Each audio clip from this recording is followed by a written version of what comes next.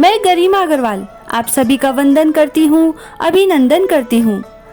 आइए आज सुनते हैं जीवित पुत्री का व्रत पर सुनी जाने वाली एक पौराणिक कथा। दो बहनें थी, एक का नाम सुखिया और दूसरी का नाम दुखिया था। दोनों का भाग्य उनके नाम के जैसा ही था। दुखिया गरीब थी और बहुत दुखी रहती थी। सुखिया अमीर थी और हमेशा सुखी रहती थी। दोनों एक ही गांव में रहती थी।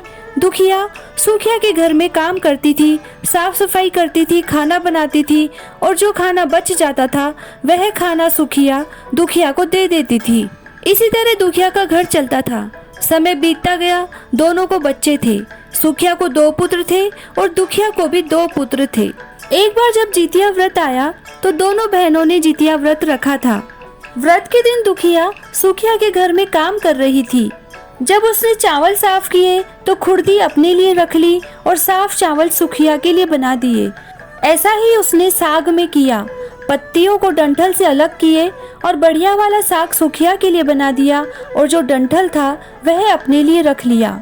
जब दुखिया ने सुखिया के घर का सारा काम कर दिया, सारा खाना बना दिया, तो चावल की खुर्दी और साग के डंठल लेकर अपने घर आ गई।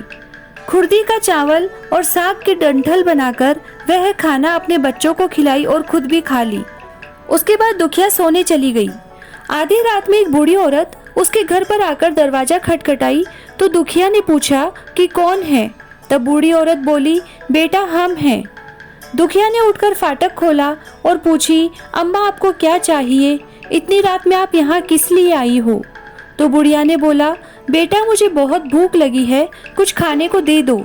दुखिया उसे घर के अंदर ले आई और बोली, हम लोग बहुत गरीब हैं। आज मैंने खुर्दी का चावल और साग की डंठल बनाई है, क्या आप खाएंगी? तो बुढ़िया ने कहा, हाँ क्यों नहीं खाएंगे, हमें बहुत भूख लगी है, हम वही खा लेंगे। दुखिया अंदर जाकर खुर्दी का चावल और साग के डंठल ले आई और बूढ़ी अम्मा को खाने के लिए दे दिया। बूढ़ी अम्मा ने खाना खाने के बाद कहा, मुझे अच्छे से कुछ दिखाई नहीं देता, इतनी रात के अंधेरे में अपने घर कैसे जाऊंगी? तो दुखिया ने कहा, कोई बात नहीं, आप यहीं पर सो जाइए, सुबह अपने घर चले जाना। तो बूढ़ी अम्मा दुखिया के घर में ही सो गई। तो थोड़ी देर बाद उठकर बुढ़िया बोली कि मुझे पैखाना लगा है, कहाँ करूँ? तब दुखिया बोली, माँ मेरे घर पे पैखाना नहीं है, इसीलिए आप उधर कोने में कर लीजिए। बुढ़िया ने पूछा कि बेटा भड़ भड़ करें या छड़ छड़ करें? दुखिया नींद में थी तो वह कहती है, माताजी भड़ भड़ कर दो, मैं सुबह साफ कर दूंगी। फिर थोड़ी देर बाद बुढ़िया ने पूछा कि बेटा मैं अपने हाथ कहाँ साफ करूं? तो दुखिया झुंझला कर कहती है, आप मेरे सर में ही अपने हाथ साफ कर लीजिए। जब सुबह होती है तो दुखिया को यह सब सपने के जैसा लगता है कि सोते समय मुझे कोई सपना आया होगा। वह ज्यादा कुछ नहीं सोची और नदी में नहाने के लिए चली गई। जब वह अपने बाल धो रही थी तो उसके बालों से सोने का पानी निकल रहा था।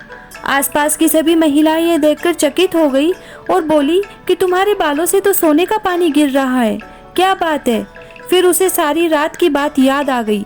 वह दौड़कर अपने घर की ओर भागती है, यह सोचकर कि उसका घर दीर्घ शंका से गंदा हुआ होगा, पहले उसको साफ करना होगा। जब वह अपने घर में जाती है तो देखती है कि घर के हर कोने में ढेर सारा सोना बिखरा पड़ा है। यह सब देखकर दुखिया बहुत खुश हो जाती है और सोचती है कि यह सब जिमुत वाहन की कृपा है, जो माता का रूप धारण करके मेरे घर आए और मुझे इतना आशीर्वाद दिए। अब दुखिया अमीर हो जाती है और सुखिया के घर जाकर काम करना बंद कर देती है। दुखिया जब अपना व्रत पूरा करती है तो अपने पुत्र से कहती है कि जाओ मौसी के घर से तराजू लेकर आओ, यह नापने के लिए कि सोना कितना है। बच्चा बहुत खुशी से सुखिया मौसी के घर जाता है और तराजू मांगता है तो सुखिया पूछती है कि तराजू पर क्या नापना है?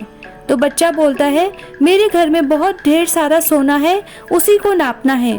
सुखिया कहती है, खाने के लिए तो तुम्हारे पास कुछ भी है नहीं और सोना नापोगे, मुझसे झूठ कहते हो। तो बच्चे ने बोला, नहीं मैं झूठ नहीं बोल रहा हूँ। सुखिया सोचती है, जब तराजू मांगा है तो कुछ ना कुछ तो जरूर नापना होगा, इसीलिए वह तराजू के पीछे गोंद लगा देती है कि जो भी नपेगा वह थोड़ा सा इसमें चिपक जाएगा। दुखिया जब तराजू पर सोना नापती है तो कुछ सोने का टुकड़ा उसमें चिपक जाता है। तब बच्चा तराजू लौटाने आता है तो सुखिया उसको उलट पुलट कर देखती है तो उसे तराजू में सोना लगा हुआ मिलता है। तो सुखिया ने सोचा कि उसके घर में इतना सोना कहाँ से आया, इसीलिए वह कई दिन से काम पर भी नहीं आ रही है। सुखिया उसके घर जाकर देखती है कि यह सोना कहाँ से आया। जब सुखिया दुखिया के पास जाकर पूछी कि तुम्हारे पास कहाँ से इतना सोना आया कि तुम तराजू मंगाई नापने के लिए, तो दुखिया उस रात की सारी कहानी अपनी बहन सुखिया को बताती है। दुखिया का मन एकदम सच्चा था, इसीलिए वह सब कुछ बता दी। लेकिन सुखिया के मन में लालच आने लगा कि दुखिया के पास हमसे भी ज्यादा धन आ गया। अब अगले जितिया में मैं भी खुर्दी का चावल और साग के डंठल बनाऊंगी। फिर अगले साल जितिया का व्रत दोनों बहन ने रखा। सुखिया के पास हर तरह का सुख था और धन भी था, फिर भी वह जितिया के दिन चावल फटक कर साफ चावल फेंक दी और खुर्दी अपने पास रख ली। साग को तोड़कर पत्तियां फेंक दी और डंठल अपने पास रख ली और वही बनाया। खा पी कर पूजा पाठ करके सोने चली गई। फिर आधी रात में उसके घर में भी बुढ़िया आई और दरवाजा खटखटाने लगी। सुखिया उसका इंतजार कर रही थी। वह तुरंत दरवाजा खोलकर बुढ़िया को अपने घर के अंदर ले आती है। बुढ़िया बोलती है, मुझे बहुत भूख लगी है, कुछ खाने को दो। तो सुखिया कहती है, मैंने खुर्दी का चावल और डंठल का साग बनाया है। तो बूढ़ी अम्मा बोली, कोई बात नहीं, मैं खा लूंगी। उसके बाद सुखिया खाना परोसकर सोने चली जाती है। बुढ़िया बोलती है, मैं घर नहीं जा सकती, मुझे दिखाई नहीं देता। तो सुखिया कहती है, कोई बात नहीं, आप यहीं सो जाओ। थोड़ी देर बाद बूढ़ी अम्मा फिर बोली कि मुझे पैखाना लगा है, कहाँ करूँ? तो सुखिया कहती है, वही कोने में कर लीजिए। फिर थोड़ी देर बाद बुढ़िया ने पूछा कि भड़बड़ करे या छर छर। इस समय सुखिया को याद नहीं आता कि दुखिया ने क्या बोला था। तो सुखिया बोली, माँ छर छर कर दीजिए। फिर बुढ़िया ने पूछा, बेटा मैं अपने हाथ कहाँ साफ करूँ? तो सुखिया ने कहा, मेरे सर में साफ कर लीजिए। बुढ़िया ने अपने हाथ सुखिया के सर में साफ कर लिए। जब सुखिया सुबह उठी तो देखती है उसका पूरा घर गंदगी से भरा पड़ा है और उसके बालों में भी बहुत गंदगी लगी है। यह सब देखकर सुखिया बहुत दुखी हो जाती है। उसे बहुत गुस्सा भी आता है। वह अपनी बहन दुखिया को बुलाती है और उसको गुस्सा करके कहती है, तुमने हमसे झूठ कहा और मेरा पूरा घर गंदा करवा दिया। तो दुखिया ने पूछा कि तुमने क्या कहा था, भड़बड़ या छर छर? तो सुखिया कहती है, मैंने तो छर छर बोला था। तो दुखिया कहती है, यहीं पर तो तुमने गलती कर दी, और तुम्हारे पास तो सब कुछ था, किसी चीज की कोई कमी नहीं थी, फिर भी तुमने लालच किया। मेरे पास तो कुछ नहीं था, तुम्हारे पास तो सब कुछ था। तुम्हारे घर जीमुत वाहन भेष बदल कर आए, लेकिन फिर भी तुमने उन्हें अच्छा खाना नहीं परोसा। मेरे पास कुछ नहीं था, इसीलिए मैंने उन्हें खुर्दी का चावल और साग का डंठल परोसा था।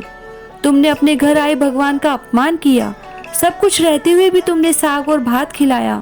तुम्हारे पास सब कुछ होते हुए भी तुम्हें लालच नहीं करना चाहिए था, इसीलिए तुम्हारे साथ बुरा हुआ। तब सुखिया को अपने किए पर बहुत पछतावा हुआ। उसने सोचा, मुझे अपनी बहन की संपन्नता पर लालच नहीं करना चाहिए था। मेरे पास तो जीमुत वाहन का दिया सब कुछ था, उसके पास तो कुछ नहीं था, तो भी मैंने लालच किया। जय जीमुत वाहन जी की। आपकी कृपा सदा हमारी संतान और परिवार पर बनाए रखना।